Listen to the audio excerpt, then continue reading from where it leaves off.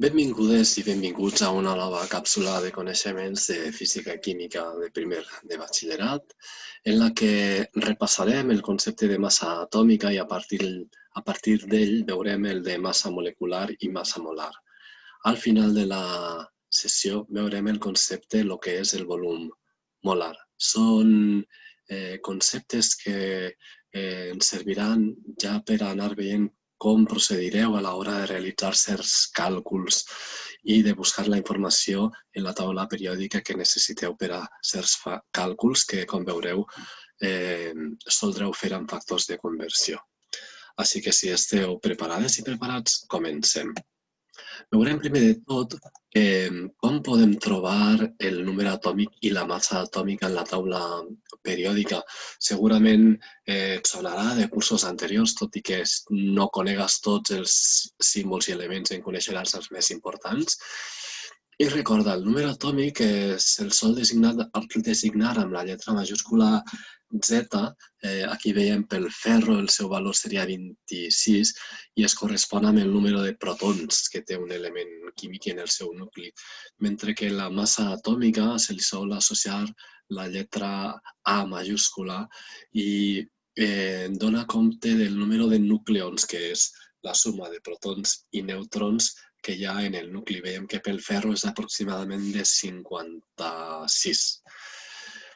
Per exemple, si ens centrarem en el magnesi, veuríem que a vegades la informació, depèn de la taula periòdica que consultes, es dona posant massa i número atòmic en diverses posicions, però sempre el número atòmic serà el menor dels dos. En aquest cas, pel magnesi, el número atòmic és 12, i això vol dir que té 12 protons, i la massa, el número màssic o massa atòmica és 24, el qual vol dir que té, a més dels 12 protons, altres 12 neutrons per a sumar 24. En ocasions, quan el que tenim no és un element químic neutre, sinó un ió, quan se li arranca, no guanya electrons un element químic, per exemple, com en aquest cas es mostra la càrrega de l'ió que s'ha format, en aquest cas en la part superior dreta. Això sí que sol ser sempre en aquesta posició. Altre exemple, el nitrogen. Fixeu-vos, el seu número atòmic és 7, Z igual a 7, i la seva massa atòmica o número màssic és 14. Per tant, tindrà 7 protons i 7 neutrons. El C, si el veieu en la primera columna, sexta fila, aquest tindrà 55 protons, el seu número atòmic Z és igual a 55 i quasi 133 nucleons. Si us preguntara quants neutrons té el cesi, què hauries de fer? Restar els 133 menys 55, veritat? Passem a veure l'argó, un dels gasos nobles. Veiem que aquest té el número atòmic 18, per tant té 18 protons en el nucli, número màssic 40. Per tant, quants protons tindrà l'argó? En tindrà 22. El mercuri, te'n recordes del seu símbol, Hg, número atòmic, Z igual a 80, que serà el número de protons que tindrà en el nucli, i número màssic 200,59. És un número que ara no és molt clar com arrodonir-lo. I veurem de seguida per què és que alguns elements químics tenen... Així com el número atòmic és un número sencer, el número màssic no ho és. I no sempre es pot arrodonir. Veurem que això és degut a la presència de diversos isòtops pel mateix element químic. Per exemple, mireu l'hidrogen. L'hidrogen té un número atòmic 1, vol dir que té un protó, i pràcticament també 1, tot i que algo més, en realitat 1,008. Això vol dir, o és degut a que l'hidrogen en la majoria dels casos només té un protó en el nucli i cap neutró. Depèn de la taula periòdica que ens consultem, veureu que també en la cel·la corresponent a cada element químic hi ha més informació a banda del número atòmic i de la massa o pes atòmic, com en aquest cas es mostra el punt d'ebullició, de fusió, la densitat. Però nosaltres ara estem centrats en aquests dos números. Per què l'hidrogen no té la massa atòmica exactament igual a 1? És perquè existeixen 3 possibles isòtops de l'hidrogen. Quan no té cap neutró, es tracta de l'hidrogen que es troba més abundament en la naturalesa, en un 99,985%, l'hidrogen UU. Però també podem trobar-nos amb el deuteri, que és l'isòtop de hidrogen, que té un protó i un neutró en el nucli, en un 0,015% d'abundància en la Terra. I també podríem trobar molt inusualment, per això parlem de traces de trití, que és l'isòtop de l'hidrogen que té dos neutrons junt al protó en el nucli. Si mirem ara el coure té dos isòtops, que són el coure 63, que es troba en un 69% d'abundància en la naturalesa, i el coure 65, que es troba en un 31% d'abundància. Els dos isòtops tenen el mateix número atòmic, 29. Els dos tenen 29 protons en el nucli, però el número de neutrons varia de l'un a l'altre. Veiem que la seva massa atòmica relativa a sub R és de 63,546. Com podríem calcular aquest valor? Doncs mireu, realment el càlcul de la massa atòmica d'un element químic es realitza a partir de la dels seus isòtops d'aquesta manera, multiplicant la massa de cada un dels isòtops per la seva abundància, sumant tots aquests termes i dividint el total entre 100. Així que, per exemple, pel coure hauríem de fer aquesta operació. 63, que és la massa atòmica del primer isòtop, per 69, que és la seva abundància, més 65, que és la massa atòmica de l'altra, per 31, que és la seva abundància. Lògicament, entre les dues, les abundàncies han de sumar el 100%, també si foren més de 2. Això ens dona 63,62 i ja s'aprova, tot i que no és exactament el que veiem en aquesta taula periòdica, que seria de 63,546. A què es pot deure això? Doncs mireu, entre altres coses, o principalment al fet de que hem suposat que els protons i els neutrons pesen igual i sí, quasi pesen igual. Tenen unes masses molt semblants i a la vegada molt superiors a la de l'electró, però no idèntiques. Aquesta petita discrepància entre la massa del protó i el neutró fa que si no la tenim en compte, igual fem el càlcul de la manera que s'ha mostrat i no ens dona exactament el que està en la taula periòdica. Com que la massa de l'electró és tan xicoteta, és que la descartem per al càlcul de la massa total d'un element químic. Després pot haver altres factors que afecten a la precisió en la massa que es mostra en el número màssic, en la taula periòdica, que tenen que veure en qüestions més complicades, que alguna d'elles s'aprèn en física de segon de batxillerat, com la correcció màssica de l'energia que es deu a la lligadura entre protons i neutrons en el nucli. Massa complicat per ara. Seguim. La massa atòmica, fins ara, fins el curs passat, l'has vista expressada en la taula periòdica en unes unitats que anomenaves UMA, que són les sigles d'unitats de massa atòmica. Mira, podem dir que se sap que una UMA és exactament igual al valor en quilograms que se't mostra. Adona't que aquest valor, si tornem a la pàgina anterior, és molt semblant a la massa d'un protó o a la massa d'un neutró.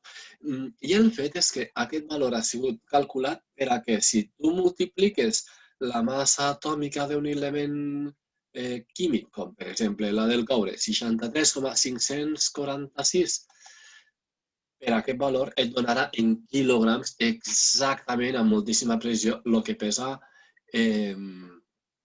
un àtom de coure. El que passa és que a partir de primers de batxillerat hauràs d'anar acostumant ja definitivament a que la massa atòmica en realitat s'expressarà en unes noves unitats. Grams partit per mol. I ja has vist en la càpsula anterior el que és un mol. Per exemple, mireu, penseu en el ferro, en l'element químic ferro. Penseu que teniu un mol d'àtoms de ferro. La seva massa, pel que trobem en la taula periòdica, serà, per tant, de 55,841 segons la il·lustració que hem mostrat o 55,845 segons el que veiem en la taula periòdica. Massa semblant com per a preocupar-nos. Per tant, aquesta dada ens està dient que un mol d'àtoms de ferro pesa el valor que veiem en grams. I un mol d'àtoms de ferro, què és? És el número d'Avogadro, 6,023 per 10 elevat a 23 àtoms de ferro. Altre exemple, alumini. Penseu que tenim 7 grams d'alumini i ens agradaria saber quants mols són 7 grams d'alumini. En la imatge ens posa que són 0,25 mols. I què podem fer per averiguar-ho? Aplicar aquest factor de conversió. Fixeu-vos en la massa atòmica de l'alumini, 26,98, bla, bla, bla. Veieu que es pot arrodonir a 27.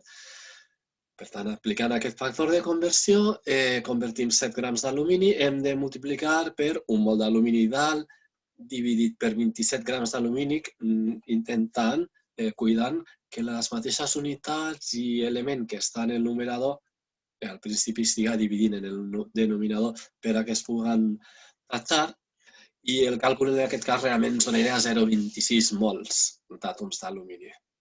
Petita discrepància respecte al que tenim en la imatge. Penseu ara que el que tenim és una matèria però que ja no està formada per un element pur, com ha sigut el ferro o l'alumini, sinó aigua, per exemple. Tenim aigua que està conformada per una gran quantitat de molècules d'aigua, com veiem en la imatge, de tal manera que ens preguntem quina serà la massa d'un mol de molècules d'aigua. I ara el que hem de fer és pensar, bé, una molècula d'aigua té 2 àtoms d'hidrogen i un d'oxigen. Per a trobar la massa d'un mol de molècules d'aigua haurem de sumar la massa atòmica de l'hidrogen i multiplicar-le per 2 a compte dels 2 àtoms que té cada molècula i sumar-li la massa atòmica de l'oxigen. O sigui que ja tenint en compte la fórmula química, en aquest cas de l'aigua, veiem que la seva massa atòmica és de 18, perdó, la seva massa molecular és de 18 grams per mol, partit per mol. Cada mol d'aigua pesa 18 grams. I quantes molècules d'aigua tindrà? 6,022 o 6,023 per 10 elevat a 23 molècules d'aigua. Molt bé.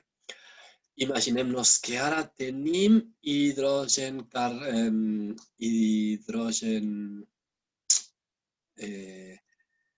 carbonat de sodi, que no m'eixia el nom. Exacte, que és aquesta substància que s'anomena en ocasions també bicarbonat de sodi. Imagineu que volem calcular quants mols es corresponen amb 21 grams d'aquesta substància espolvorejada. Què hem de fer? El mateix que abans, a partir de la fórmula química, apliquem un factor de conversió i en aquest hem de sumar la massa atòmica del sodi. Busquem, es pot arrodonir, primera columna, tercera fila, a 23. La massa atòmica de l'hidrogen es pot arrodonir a 1. La del carboni en la columna 14, primer element, es pot arrodonir a 12. I la de l'oxigen, 2 columnes més enllà, en la mateixa fila, 16, es pot arrodonir a 16, però en aquest cas l'hem de multiplicar per 3 atenent a la fórmula química. I això es dona exactament que 21 grams d'hidrogen carbonat de sodi es corresponen amb 0,25 mols d'hidrogen carbonat de sodi. Seguim, tacharíem les unitats que estan en numerador i denominador. Penseu que tenim sal comú, i que ens demanen necessitem calcular la massa molar de la sal comú. Ara, en aquest cas, estem parlant d'un compost iònic.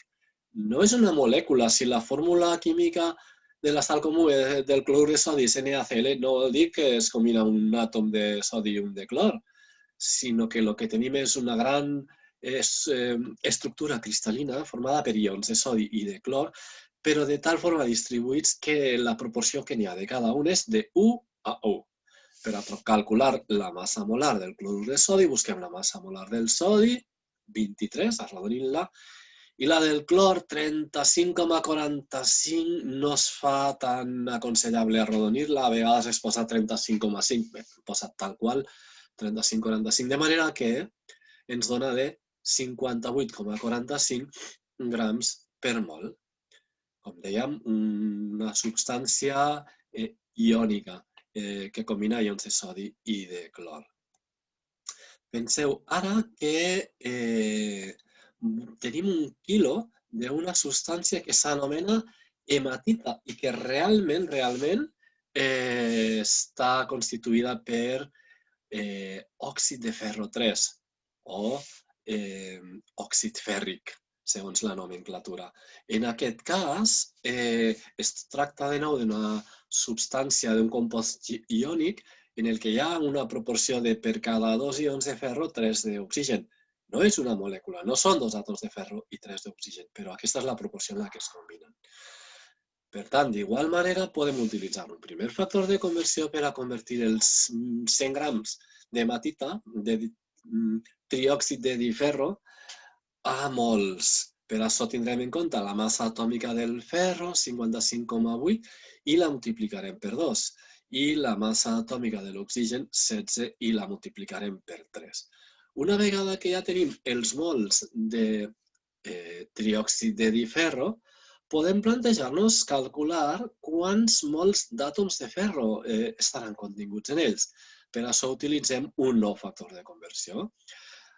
Un mol de triòxid de diferro conté 2 mols d'àtoms de ferro. És important que penses en aquest factor de conversió, a veure si l'entens clarament. N'hi haurà el doble d'àtoms de ferro el doble de mols que mols n'hi ha de triòxid de diferro, degut a compte al subíndex que porta el ferro en la fórmula. I per últim podríem calcular el número concret d'àtoms de ferro que estarien continguts en 1 quilogram d'hematita, amb un últim factor de conversió en el que ja utilitzem el nombre d'Avogadro. Un mol d'àtoms de ferro conté 6,022 per 10 elevat a 23 àtoms de ferro. I així obtindríem el resultat que es mostra aproximadament de 7,55 per 10 elevat a 24 àtoms de ferro. Aquest és el tipus de càlcul que t'aniràs acostumant a fer ja de principi de curs, en el que en ocasions encadenaràs més d'un factor de conversió. Igual estàs acostumada a treballar amb regles de 3, també és vàlid, però és molt recomanable anar fent l'esforç de fer els càlculs amb factors de conversió, perquè veureu que a la llarga és més fàcil, és més ràpid i és més clar. Molt bé. Per últim, veurem el que és el volum molar. El volum molar és el volum que ocupa un mol de qualsevol gas, està restringit a gasos en condicions normals de pressió i temperatura. Aquestes condicions, quan s'anomenen normals, es refereixen a que la pressió és d'una atmosfera i la temperatura de 0 graus centígrads. Deixarem un vídeo en el que veureu de forma molt gràfica com, siga quin siga el gas que considerem, quan es troba en condicions normals, les que hem anomenat, un mol de qualsevol gas sempre ocupa el mateix volum, que és de 22,4 litres. Deixarem un enllaç a aquest vídeo en l'entrada que posarem en el blog. En l'última pàgina veiem una altra captura de pantalla, la principal del mateix vídeo, del que n'hem extret una captura de pantalla en la pàgina anterior, i que, a més de servir-te, tot i estar en anglès, te'l recomano perquè és molt clar, a més de servir-te per repassar tot el que hem introduït, el que hem comentat en aquesta sessió, servirà també per a seguir repassant el concepte de mol. Així que, ja per acabar, com sempre, un llistat dels recursos gràfics que hem utilitzat en aquesta sessió.